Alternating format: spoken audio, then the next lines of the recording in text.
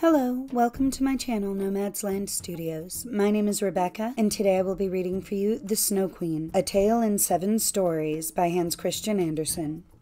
5th story, The Little Robber Girl. The carriage rolled on into a dark forest. Like a blazing torch, it shone in the eyes of some robbers. They could not bear it. "That's gold! That's gold!" they cried. They sprang forward, seized the horses, killed the little postilions, the coachman, and the footman, and dragged little Gerda out of the carriage. "How plump and tender she looks, just as if she'd been fattened on nuts," cried the old robber woman, who had a long bristly beard and long eyebrows that hung down over her eyes. "She looks like a fat little lamb. What a dainty dish she will be." As she said this, she drew out her knife, a dreadful flashing thing. "Ouch!" the old woman howled. At just that moment, her own little daughter had bitten her ear. The little girl whom she carried on her back was a wild and reckless creature. "You beastly brat!" her mother exclaimed, but it kept her from using that knife on Gerda. "She shall play with me," said the little robber girl. "She must give me her muff and that pretty dress she wears, and sleep with me in my bed."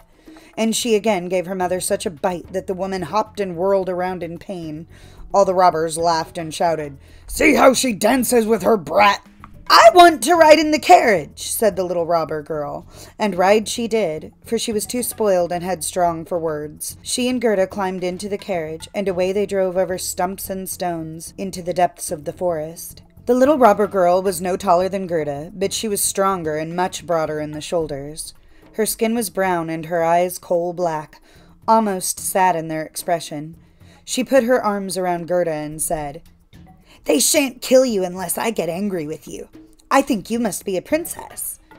"No, I'm not," said little Gerda, and she told all about all that had happened to her and how much she cared for little Kai. The robber girl looked at her gravely, gave a little nod of approval, and told her, "Even if I should get angry with you, they shan't kill you, because I'll do it myself." Then she dried Gerda's eyes and stuck her own hands into Gerda's soft, warm muff. The carriage stopped at last in the courtyard of a robber's castle. The walls of it were cracked from bottom to top. Crows and ravens flew out of every loophole, and bulldogs, huge enough to devour a man, jumped high in the air. But they did not bark, for that was forbidden. In the middle of the stone-paved, smoky old hall, a big fire was burning. The smoke of it drifted up to the ceiling, where it had to find its own way out. Soup was boiling in a big cauldron, and hares and rabbits were roasting on the spit. "Tonight you shall sleep with me and all my little animals," the robber girl said. After they had something to eat and drink, they went over to a corner that was strewn with rugs and straw. On sticks and perches around the bedding roosted nearly 100 pigeons. They seemed to be asleep, but they stirred just a little when the 2 little girls came near them. "They are all mine," said the little robber girl. She seized the one that was nearest to her, held it by the legs, and shook it until it flapped its wings. "Kiss it!" she cried, and thrust the bird in Gerda's face. "Those 2 are the wild rascals," she said, pointing high up the wall to a hole barred with wooden sticks. "Rascals of the wood they are, and they would fly away in a minute if they were not locked up." "And here is my old sweetheart, Bay," she said, pulling at the horns of a reindeer that was tethered by a shiny copper ring around his neck.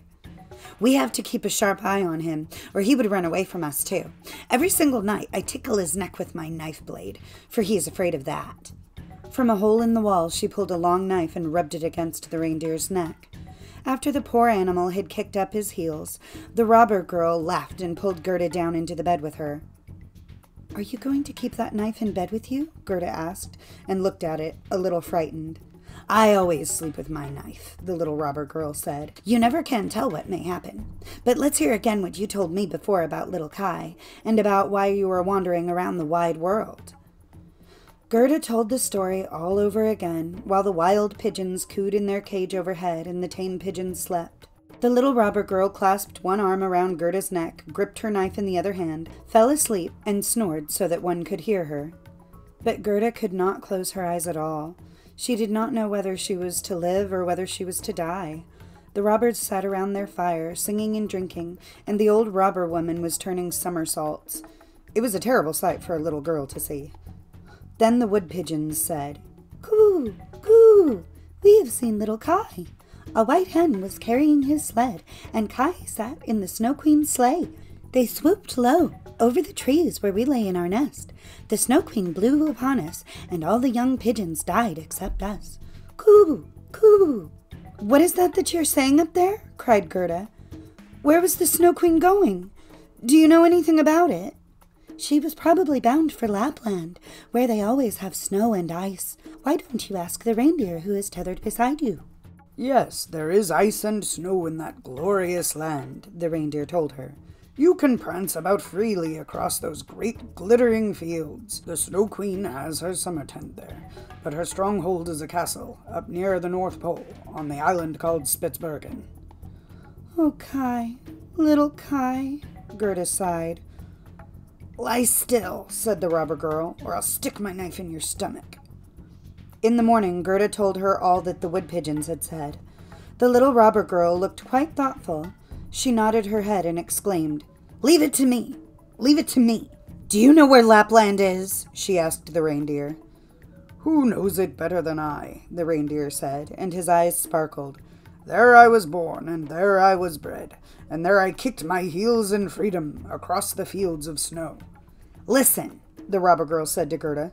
"As you see, all the men are away. My mother is still here, and here she'll stay. But before the morning is over, she will drink out of that big bottle, and then she usually dozes off for a nap. As soon as that happens, I will do you a good turn." She jumped out of bed, rushed over and threw her arms around her mother's neck, pulled at her beard bristles, and said, "Good morning, my dear nanny goat." Her mother thumped her nose until it was red and blue, but all that was done out of pure love. As soon as the mother had tipped up the bottle and dozed off to sleep, the little robber girl ran to the reindeer and said, "I have a good notion to keep you here and tickle you with my sharp knife. You're so funny when I do. But never mind that. I'll untie your rope and help you find your way outside, so that you can run back to Lapland. But you must put your best leg forward and carry this little girl to the Snow Queen's palace, where her playmate is. I suppose you heard what she told me, for she spoke so loud and you were eavesdropping." The reindeer was so happy that he bounded into the air. The robber girl hoisted little Gerda on his back, carefully tied her in place, and even gave her a little pillow to sit on. "I don't do things halfway," she said. "Here, take back your fur boots, for it's going to be bitter cold. I'll keep your muff, because it's such a pretty one, but your fingers mustn't get cold. Here are my mother's big mittens, which will come right up to your elbows. Pull them on. Now your hands look just like my ugly mother's big paws." And Gerda shed happy tears. "I don't care to see you blubbering," said the little robber girl. "You ought to look pleased now. Here, take these 2 loaves of bread and this ham along, so that you won't starve." When these provisions were tied on the back of the reindeer, the little robber girl opened the door and called in all the big dogs. Then she cut the tether with her knife and said to the reindeer, "Now run, but see that you take good care of the little girl." Gerda waved her big mittens to the little robber girl and said goodbye. Then the reindeer bounded away over stumps and stones, straight through the great forest, over swamps and across the plains as fast as he could run. The wolves howled, the ravens shrieked, and kershoo, kershoo! The red streaks of light ripped through the heavens with a noise that sounded like sneezing. "Those are my old northern lights," said the reindeer. "See how they flash." And on he ran, faster than ever, by night and day. The loaves were eaten, and the whole ham was eaten, and there they were in Lapland.